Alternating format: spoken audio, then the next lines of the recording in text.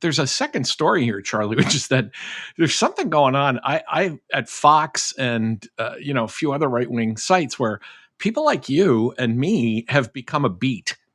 I mean, I find like, like my Twitter feed is like a beat for young Fox reporters or something, or because I thought, how many times does this happen? Because I always know, by the way, and this will actually link back to when we started talking about something else we're going to talk about today, which is Ilhan Omar.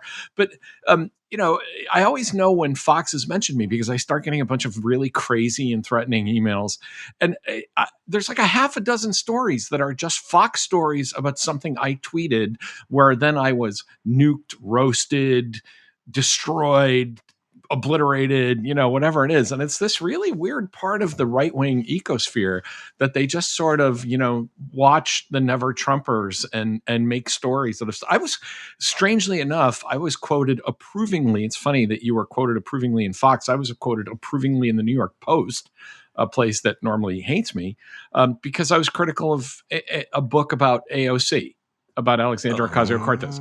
And they're like, oh, see, even Tom Nichols. And I'm like, wow, you guys spend an awful lot of time looking at I do need to clarify that I'm not being quoted, I think, favorably. I think there's a lot of dragging the, you didn't think the, leopard eating faces people would come after you, or the head of the Claremont Institute just said, Charlie Sykes, you signed up for all of this. Oh, I love those tweets. Here's somebody else. I was pro everything until it affected me personally. Here's another one.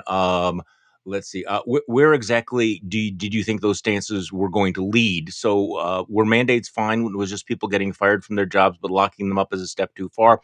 What do you think was the next logical step from taking a person's livelihood away? Here's somebody else.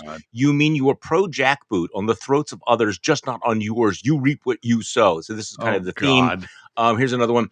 If you're pro mandates, you signed up for all that comes with it. It sucks that you're surprised by it. Let's see. You voted for this level of crazy. Enjoy. Here's somebody else. LOL. This is what you bought, pal. The Twitchy websites devoted an entire thing to this one tweet. Twitchy. Yeah, Twitchy. Twitchy is the catfish swimming around in the bottom of the aquarium. Yeah. So one last one. You own it, Charlie. He's all yours. Hope the check was worth it. You grifting fuck. Oh. Well, normally a term of endearment that you and I have used many times, but the thing about this too is it really reminds you that these are people for whom tribalism is absolute, that you can never criticize your own side. I get those as well. Well, Tom, these are your people now. And I'm like, all right, fine. If they're my people, then I get to criticize them. And unlike you folks, over on the MAGA side who are in a cult and can never criticize the great leader, okay, I'm part of a coalition where we take potshots and say, hey, I voted for President Biden, but I hope he doesn't pursue this policy because that would be bad. Like in a normal democracy.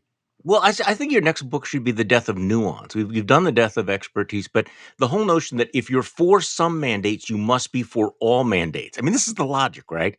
That if you think that people should, if you work in a hospital, they require people to be vaccinated. Therefore, you would then also support having people who are vaccinated locked up in quarantine, because that's a complete logical continuation, right? I mean, this is the way their brains work. Their brains have been so broken by this that if you are in favor of anything, you must be in favor of everything, right? Well, that's a rule they only impose on their opponents. So the same people who say, we have to have these travel bans from Africa because these high infection areas have to be walled off from the rest of us. And then I said, well, here's a map of the United States, and there's some pretty low vaccinated, high infection areas I'd like to wall off. You want to continue this conversation? Whoa, that's a different map. They insist on inane logical consistency only when it works to their advantage by forcing it on their opponents. And then when it comes to themselves, they live in a world of exceptions and whataboutism. Yeah, but what about? And that's not what I meant. And it's like talking to children. It's like talking to toddlers. Dangerous toddlers. Right. Dangerous toddlers who are, at some point you go, I'm not really this is not really worth my time. So Well, since that's you you know that I've said that, Charlie. It's not. so, We have to stop engaging them.